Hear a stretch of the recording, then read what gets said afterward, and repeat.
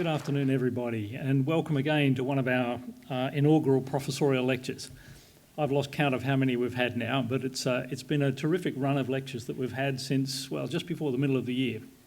And it gives us an opportunity to hear from one of our either newly appointed lecturers, professors, or one of the professors who've been promoted at the University of New South Wales. This afternoon we're going to hear from Professor Colin Picker. I'd really like to welcome you all here. In welcoming everybody here, I'd like to acknowledge the Bejigal people, the traditional custodians of the land on which the university stands, and I'd also like to pay my respects to their elders, both past and present. The lectures have been a great opportunity for us to hear from our newly appointed professorial staff. I'm going to bounce off that word every time, I think, professorial staff. But it does also give us an opportunity to network with each other. We have had lectures from all across the campus, from mathematics to physics to fine arts and today we have one from the Faculty of Law. Professor Picker is Associate Dean International at UNSW Law. He joined UNSW in 2010, and prior to that, Colin was the Daniel L. Brenner UMKC, and I presume that stands for the University of Missouri, Kansas City, Professor of Law. He entered academia in 2000 after practicing in the international group of the Washington, D.C. law firm Wilmer, Cutler and Pickering. His practice included transnational and trade litigation, international transactions and international congressional policy work. Prior to that, he worked in Washington for the Honourable Jose Calabranes of the US Court of Appeals to the Second Circuit. I'd also like to welcome here this afternoon members of Colin's family. His wife Louise is here, 2 sons and a daughter and friends, and very welcome to have you here as part of this inaugural lecture. Now, Colin's title today is to boldly go where no comparatist has gone before, 23rd century Earth law. It's a fascinating title, and just prior to the lecture I was talking briefly to Colin. I said it's very timely because over the last couple of weeks there have just been several things that have pointed towards how important international law into the future is going to be. I had the fortune or misfortune to be part of a Q&A session a week before last, on the day when Back to the Future Day in Canberra, when there was a Q&A session, and lots of the Q&A from the audience literally were touching on things that will happen in the future. Things that will have both a legal and an ethical dimension came up. One about colonising space and colonising planets and mining planets, and you could just see the sort of ethical and legal dimension starting to unfold. I mentioned to Colin that on the campus at this very time we've got a symposium going on off-Earth mining of the next century. And again, the legal and the ethical dimensions start to unfold. And it's a very interesting time to look into the future in terms of what law, ethics and other things will bring. Anyway, without further ado, let me invite Colin Picker to give his lecture here this afternoon. Colin.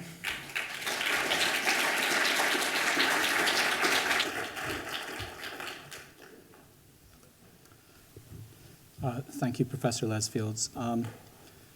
First of all, I have an old-fashioned watch here. There's one at the back I don't need to use, so the mix of technology on this table doesn't need to get too out of hand.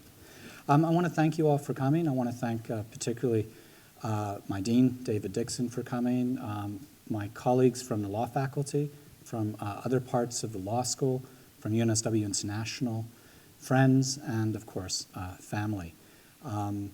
It's a great honor. You honor me by coming here to hear this. and I hope over the next half hour, and I'll be very strict with time, don't worry, over the next half hour, you'll have a little bit of, I would say, light entertainment, perhaps some legal insights, perhaps it'll be a little thought-provoking. Now let's see if I can get this to work. For talking about 23rd century law, I may be the most technically challenged member of the faculty. Well, it appears. Oh, there we go. Okay, so in these sort of talks, I think it's very good to be upfront, tell you where we're going, tell you what we're going to do. And the goal of this lecture, there's one significant, one overarching goal that I want to really achieve, and that's actually to learn about today. And we're going to learn about today in earth law, and this is a very macro perspective, and I'll come back to that in a minute. We're going to learn about earth law by looking forward 250 years to a mythical future, and if you haven't guessed whose mythical future it is, here's a clue. They're up there. It's their mythical future when they set off on their journey, on their 5-year journey in 2265, hence 23rd century. So that's 250 years into the future. But we're also going to learn a little bit by looking to the past as well.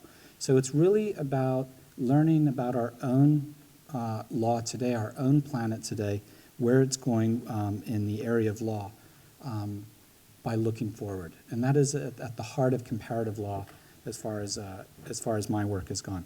Now, the lecture will be aimed at a lay audience. Only a little bit of law will be talked about.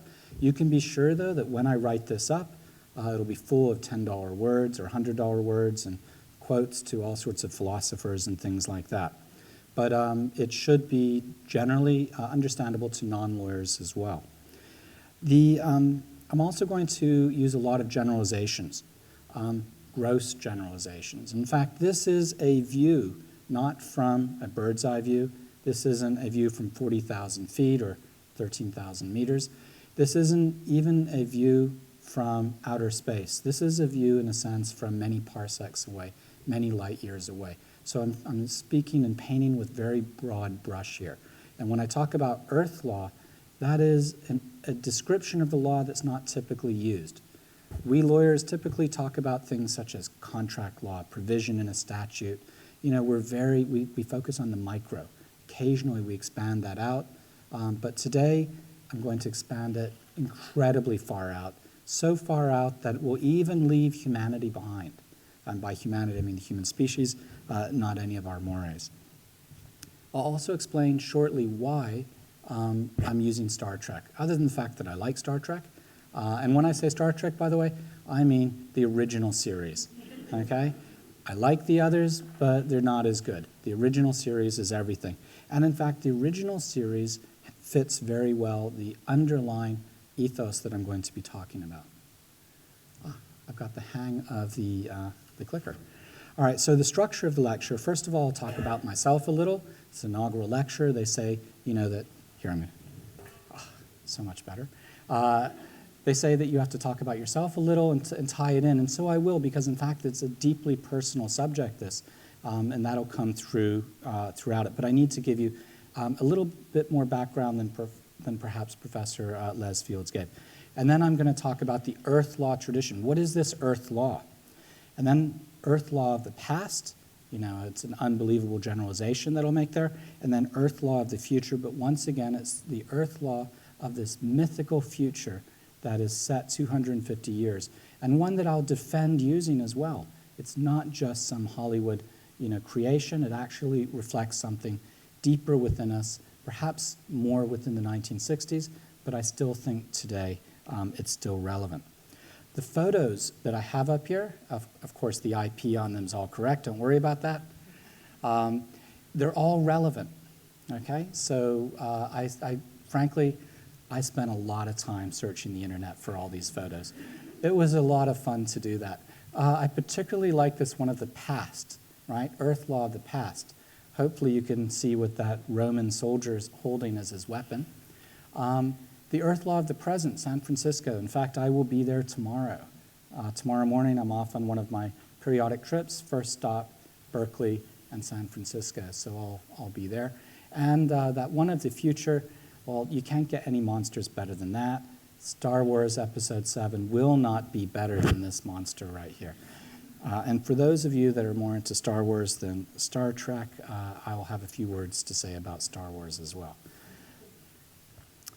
Okay, the personal context. As you might have been able to tell from the introduction, I'm a bit of a mixed bag on many levels. One is I was born in America. I grew up in Scotland. I'm actually, despite this accent, I'm culturally British. Right? I lived there from age 8 till 21.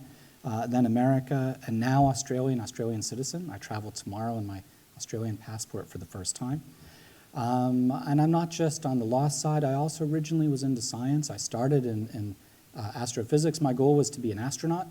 That didn't quite happen. I got seduced to go off traveling and dropped out and had a lot of fun. But I did end up studying again, and when I studied, I was deeply interested in matters international. And at that time, I thought, I want to be in the diplomatic corps. And what's the best thing to study? Well, it was the Cold War, Russian, just in time for the Berlin Wall to fall. And when that happened, the exodus of native Russian speakers meant that my bad Russian was now useless. So like all the rest of my Russian studies classmates, I went to law school. And then used that to enter into international, and I've loved it ever since. My fields are public international economic, which is trade law, things like the CHAFTA, and comparative law. This lecture actually will be tying all of these things together quite tightly. It may not seem like it at the moment, but it will. And hopefully you can tell from the photos the connections to the things that I've been saying. I mean, how much more American can it be than that top photo? And Scotty, look, he's wearing his kilt. All right, so why Star Trek? Star Trek was actually a rather significant show. It presented in a rather tough period of time a vision of the future that was incredibly optimistic. It was a future where you had Russian and Americans. It didn't matter where you were from, but they were clearly working together. In this photo, you have Chekhov and Sulu, right? Chekhov from Russia. And you have Uhuru, right? Uhuru, the actress, actually was a little reluctant to take the role at the time, but after receiving a call from Martin Luther King, who told her that she would be doing a great service to civil rights if she took this position, a position of leadership and respect in a major show, she took the job. So it was really a groundbreaking show throughout unfortunately, the very few seasons that it lasted. It was incredibly optimistic. It portrayed a future that actually resonates very much with me. I'm a very optimistic person. All of my work that I do is aimed at this future where we will have one world, where we will work together to face external challenges, where we will have eliminated most of the terrible things that we have today, conflict, regional conflict, poverty, and things like that. If you watch Star Trek, we don't really see much of that on Earth. It's outside, it's true. They do confront new challenges. But by 2265, they seem to have managed all of the problems that we were facing in the 1960s. And the 1960s and 70s, and I may not look like I'm old enough, but I am old enough for that, we were convinced there would be a nuclear war, a third world war. It was taken for granted that would be the case. And Star Wars showed that, well, even if that happened, somehow we'd get through it. It never addressed the issue, as far as I recollect from the show, but we certainly survived it, which was something that we weren't convinced about at the time. So it's incredibly forward-looking. And let me just say a thing about it versus Star Wars. Star Wars, when does Star Wars take place? A long time ago in a galaxy far, far away. It's a great series, Star Wars, but it's not the same. It doesn't really fit, I think, with us today. And it's not aimed at us today, whereas Star Trek is. And that's why I think for me, it works very well for this discussion of the future of a mythical, perfect, utopianistic future, and how we can take what that is and bring it back to today to get there. How can we get there by looking at where we are today? Well, we do that in part by using comparative law. Comparative law is the oldest methodology that I think exists. I mean, I don't know of another. It's when you look and you see two things that are different. You look at someone next to you, they're taller than you, suddenly you realize that maybe they're tall people or maybe that you're short, right? You learn about yourself and you learn about other people around you. So it's innate. And this photo, of course, shows them engaging in comparative, I don't know, it's not anthropology, but it's interspecies stuff. So comparative law is incredibly important for understanding others and understanding ourselves. And when we understand others and understand ourselves, we can also use that for reform, to improve what we are, and in the legal context, to improve the legal setting that we're in. So, for example, we may look outside and see how another country approaches a constitutional problem, and then we learn from it. Maybe it's applicable to us, maybe it's not, maybe it makes us think about our own system a new way and with new eyes. As I like to tell my students, almost in every class, I ask them, this is for the lawyers among you, do you need consideration for a contract? And they all say, they start thinking of the case where consideration was a peppercorn or whatever it was. And then I say, no, the answer is no, you don't, right? Not every legal system uses formal consideration. They use other things to achieve the same purpose, right? So you can learn about your own and you can learn about others and understand them better. The two main methods of doing this, the two comparative methodologies, are contextualism and functionalism. And contextualism is where we look and try and understand the fundamental context that's surrounding the legal system or the issue itself. And functionalism, we're looking to see what does it do. In fact, the Australian Constitution, the founding fathers of the Australian Constitution, were phenomenal comparativists, I think. I'm not a public law specialist. To me, it looks like the Australian Constitution is pretty good, right? In part, what they did was they looked at the American Constitution at the time, and American constitutional law, and they said, I don't know explicitly or not, but they essentially said, what part of that fits our situation? How are we different to them? Which parts might work, might be transplanted well? And they also would have said, what do we need out of a constitution? What is the function of the different provisions? What are their things that they say, what are they doing? And the end result, the Australian Constitution, included among many other things, this comparative analysis of the American constitutional law at the time, and some borrowing, but with significant contextual and functional analysis that took place. Explicitly or not, I'm not a public law specialist here, I can't say. There are plenty in the audience who can address that. But for sure, they really, to me as an outsider, well now an insider, it looked like they did a great job. All right, what's this Earth law? I have to point it. All right, this is the beginning of these massive generalizations that I'm going to make. And in fact, this is the last slide that I created. I created it just a few days ago because in going through, I thought, I talk about Earth law, but I've never defined it anywhere. And this was the most fun slide to create because I got to sit down and say, what is Earth law? What a tremendous thing to do. And this is what I came up with. I said, Earth law, it's Earth law versus Mars law, if we have humans that live on Mars. If you just saw The Martian, what is it? Is that the name of the movie? The Martian, fantastic movie, lots of good law in it, by the way. Is that Martian law versus Earth law? So you have Earth law versus Mars law versus exoplanet law. You have human law versus alien law. They're all subsets of sentient law. What are the defining features of human law? Has it got to do with our fundamental conditions, including that we breathe, that we only live for a certain number of years, these physical, these psychological profile, the social conditions? These are, I think, the fundamental outline of what our law is viewed in a macro perspective across time and across the whole of the globe, and in the future across the universe if we ever manage to get out there and colonize. So this is the Earth law that I'm talking about in the next few slides. Now the Earth law tradition, that's what I'm going to call it, the Earth law tradition can be viewed many ways. One of them is across time. So just as Australian law is Australian law today, and Australian law in the past was still Australian law, and Australian law in the future will still be Australian law, all of the law that has affected humans since the beginning is Earth law.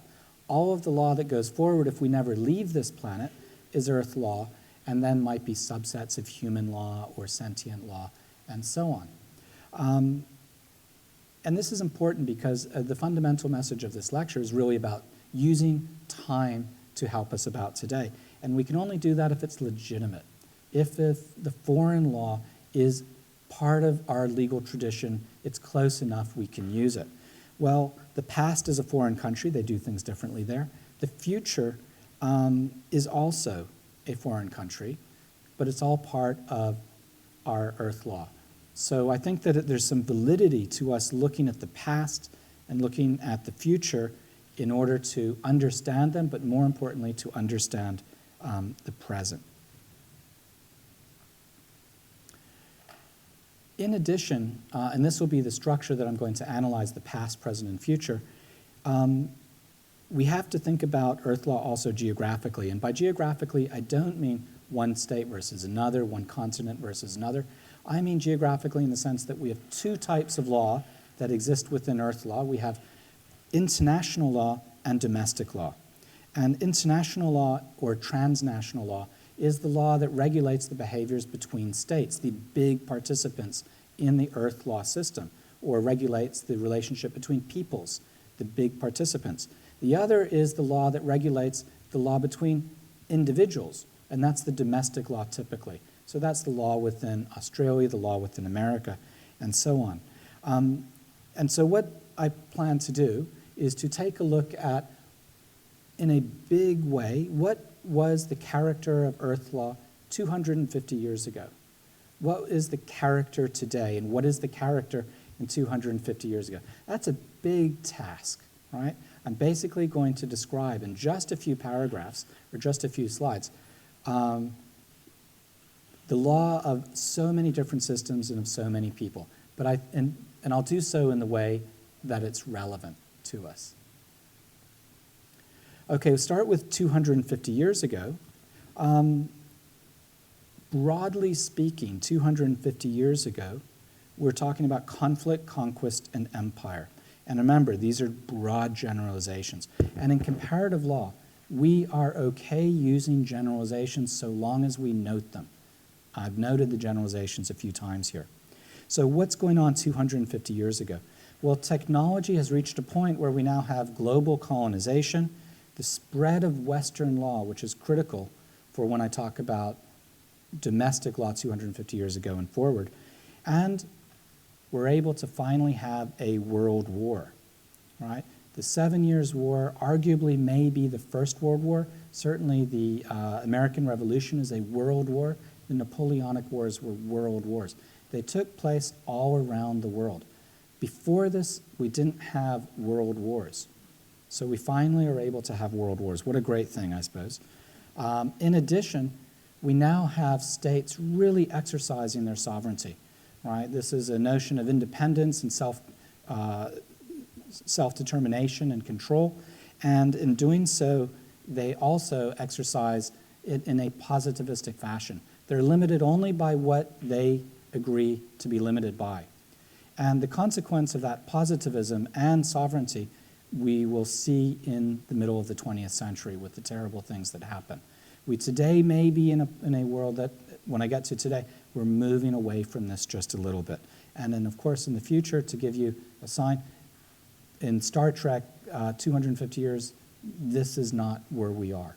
So 250 years ago, internationally, the world was divided by empire or through isolation with worldwide conflicts. But what about domestically? In the domestic arena, and I'm going to talk about primarily from the Western law point of view, and that's because Western law ends up dominating the world's legal systems. You still have non-Western.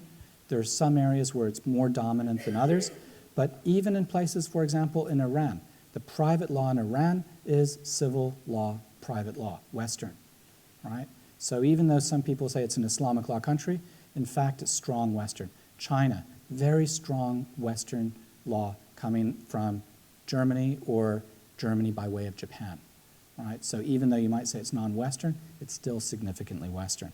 So this is why I look at what was going on 250 years ago in the Western ones. We find that we're beginning to see rights showing up. But at the same time, we're also seeing a bit of a breakdown between legal systems. The birth of Australian law, it's a little after 250 years ago, American law. Within the civil law systems, you see a rapidly divide that's showing up between what was originally their own form of common law, the ius commune. So we see division, we see the beginning of rights, but it's still quite crude. And this is in the domestic area. But we would recognize it today. It's close enough. Earth law today. So what are we today? Right? We should all know what we are today. Well, we've got this mix of unity and pluralism and fragmentation in the international arena. We're actually, I would say, in an age of contradictions because I think we're in a transformative stage. So we have peacekeeping forces, we have continuing conflicts, but typically local or regional conflicts. The idea of a world conflict is today less plausible to us than it may have been even 20 years ago, and certainly from the 200 years prior to that. But we have a Security Council with powers, but they're weak. We have international law, some of which is hard, but not always applied. We have incredible communications, so we know what's going on in the world, but then again, a lot of what is reported ends up having no impact, or there's just tremendous amount of violations that are ignored, that are not seen or heard. We have so much international law today, and yet they're often contradictory or they have their own little area. This is what we call fragmentation. So we live in an incredible field of fragmentation that's going on today in international law. So sovereignty still exists, the states still do, but it's less than it was before. It's incomplete control of states is what I would say. Well, what about domestically? What is our Earth law today domestically? Well, it's increasingly similar. There's convergence that's going on, there's harmonization. This is happening because of international forces. It's happening because there's recognition of good ways to do things, and then we do it that way. There's still a lot of difference. But if you work in the area of commercial law, it's more and more the same. And where commercial law leads, the others may follow. Though when I talk about the future, I'll mention the fields of law that I suspect may still be different. So we today can, in our law school, train lawyers who can probably go to most countries of the world, and they would be fine. They could understand the local law. They could probably even, with a little bit of work, be up and running in the local law. And in the transnational arena, it's not so difficult to really to feel that it's becoming one world. So that's where I would say we are, which is really quite an impressive state to be in. And of course, it's broadly speaking. All right, in the future, we're finally at the future law. So Earth law in 250 years. One way to think about this is how can we know what that law is going to be? Well, we can use the context to drive what we think the law is, and we can also talk about the function. What must they do in 250 years? Now, of course, I'm falling into the same trap that all writers of science fiction fall into, which is I'm imagining the future in my own time's terms. It's almost impossible to break free from your own period. We're so anchored in it. But it's all I can do, right? Hopefully it'll work. Hopefully the progression from 250 years to today and today to 250 years is not so dramatic that we can't actually make a fair go at trying to get this right. So I don't feel too bad about you making these predictions based upon my worldview today. So the context, a smaller world due to technology, imagine even more small than it is today, and people moving about. You can very quickly imagine that that local law starts to be eradicated quite quickly with that. All right, so what will international law be in 250 years. Internationally, if you're going to have, this is the Star Trek future, if you're going to have a Starfleet, then you're going to have centralized control over the mechanisms and the forces that usually provide conflict. That suggests that there's probably not going to be conflict on Earth. Particularly if you have to have an external face to the universe, that suggests harmonization across the board, but it doesn't mean absolute harmonization. For example, the United States or Australia or the European Union, I suppose, though that has its own issues, it has a common external face but lots of internal difference, particularly the US. If you've ever been to Texas versus Vermont, you know that it's radically different domestically, and yet it is one country. Typically, they're not fighting each other, so conflict is gone, substantial harmonization. That's sort of what I suspect is where we will be in the future. Not a hard prediction. It's one that I think we can agree with. In the 1960s, interestingly, it may have been easier for us to say, we all agree that this may be the future. Because even if you were in the Soviet orbit versus the American orbit, it doesn't mean that it was a capitalist future or a communist future. That was irrelevant to that future. It was just one world, right? But what was there was this idea of accepting other groups and other beliefs. So a fundamental form of pluralism. Maybe with the Soviet it might have been a little harder. I think today there are parts of the world that may not accept this sort of pluralism, which may make it a little more difficult. So on the domestic front, what are we looking at? Minor differences will remain, but it will be substantially harmonized in all public law areas, all commercial law areas. I think the areas that we can expect to see continuing difference regionally and by what would have been states is the areas that are tightly tied to perhaps culture or religion. In fact, in many parts of the world today, federal systems, that's where you'll see a lot of the non-Western law continuing. So in India, for example, in the area of family law, or in other areas, you'll see that that law is still the local law that was before the Western law showed up. And so to the extent that there's difference, it's going to be in those areas. But for the most part, that means we're talking about a unified domestic legal system on the earth. All right, but the big question then is, how do you get there from here? And this is really the point of the talk. I've presented something that I think is probably not so difficult to imagine what the future is. I've shown a trend from 250 years to today and then on to 250 years ago. So how do we get there from here? What is it about the future that we need to bring to today in order to reach that future? Well, I think that perhaps one of the most important things is this pluralism that I've talked about, this accepting the legitimacy of other systems. Greater pluralism and greater acceptance of other systems actually can encourage cooperation among, because you have less conflict, you have greater understanding, and you identify commonalities with more likely because you're not feeling that it's under threat. Another thing that we need to do in order to get there from here is to recognize, or first of all, identify and then recognize successful innovation in law, support it, not let it be undermined by local parochialism and so on, and then to harness it to make it go forward. So adopting the successful approaches is probably one of the more important ways that we can, for moving forward even further. And of course, perhaps I suppose the most important is the avoidance of conflict. Conflict really sets things back quite significantly in the movement towards harmonization and pluralism.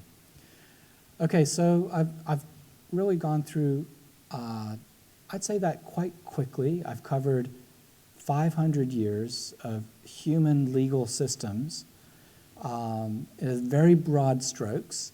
As I promised at the beginning, I would boldly go, right, where no comparativist has gone before, because I really am stretching significantly I suppose one's acceptance of how far you can go in the generalizations. And I suppose then only William Shatner could truly understand and really buy into this. But I think that there's possibilities of using this forward-looking comparative law in order to understand the present. Now, I was suggesting 250 years. It may be that, in fact, 20 years or 50 years is perhaps a little more workable, but the fundamental idea, I think, will still work, which is to use a mythical, utopianistic view of the future and then to reverse engineer, retrofit back to today in order to reach there. It may go against a little bit the pragmatic common law approach,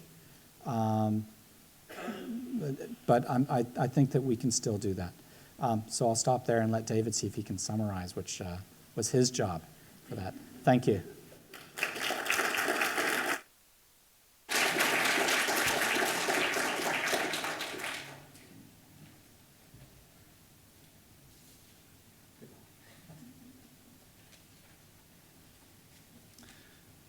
Well, thank you, Colin. I was a bit confused, actually, by quite a bit of that until I caught on, because I'd never watched Star Trek. I thought there were pictures of the law school, and I was trying to work out who was who. What Colin's lecture has really done is to give a wonderful picture of why we appointed him to the position that he's in now, and why he's been, over the last couple of years, a wonderfully successful Associate Dean International in the law school. He's got some telling characteristics. One is that he doesn't take the world too seriously. One is that he works very hard. One is that he is very outward looking. And I think that's been a very valuable thing in terms of the way in which law generally has changed. I mean, when I went to law school a million years ago, it was all about just, domestic law and things inside your own jurisdiction. And now, led by people like Colin, law connects us with the world. And it's particularly that's important for our students, so that, we students in the law school now, I think Fiona will confirm that students in the law school are proportionately more likely to go and do something overseas than any other students in the university, that now law is part of the world, not just a little domestic discipline. He's also, with one qualification I'll come back to, he's somebody who's got really very good sense. He's somebody who I rely on. Larry, it's true. He's somebody who's, there's common sense and there's good sense, and Colin's somebody who I'm able to rely on, and I often do, for having very, very good sense about things that we should do and things that we shouldn't do. And finally, he's also, as you saw in this, that he's a great optimist, and he's somebody who is always looking for the glass being half full. He's always looking for the good side of people. I mean, it's so easy in our line of work to go, oh God, that person's or that student is or that work is hopeless or whatever. Colin's not like that. He's always looking for the good things in people. All right, but I guess I can't just stand here and be nice about him. So the end of what I've got to say is, of course, there's that optimism is, I'm sure I'm not the only person whose reaction to his talk was to say, well, that would be nice, wouldn't it? The idea that we're on his story is a very, very, if he sees himself as being a historian of the future, it's a very Whiggish history that he's told us about, that things are always going to get better. Well, I very much would like that to be the case. It's the old optimism of the will, but I'm afraid from my point of view, it's pessimism of the intellect. If you look around at the world that we're in currently, stopping us from killing each other and dividing up looks like more like what the future is going to be, rather than going forward to world peace. So I guess my conclusion is that maybe, that Colin, he was brought up in Scotland for a while, but he really is an American hippie at heart. So, thank you. And I'll call on Lesfield to close this afternoon. Thank you.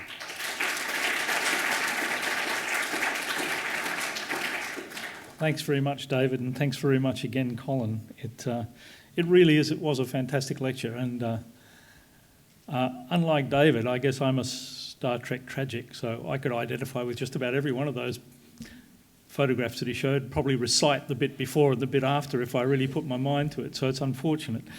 Brought back a lot of memories, I'm afraid. It was, but a very intriguing topic and very well presented.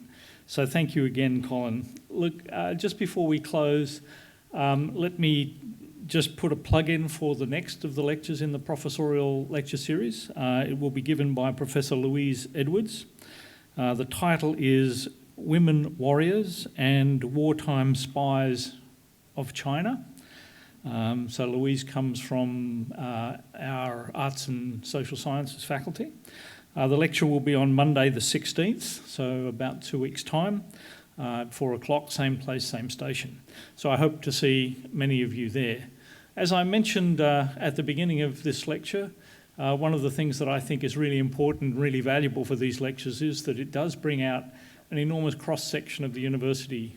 We hear about things from every part of the university, and we find that the people who come to these lectures are really intrigued by the breadth of research activity that's going on. And it's an opportunity to network, even just if it's a brief period. So as we conclude now, there'll be drinks and nibbles out in the foyer to the Chancellery, and I do invite you all to spend half hour, an hour, or however long that it takes to get the last of you out, networking after the lecture. So please join me again in thanking Colin for what has been an exceptional lecture this evening.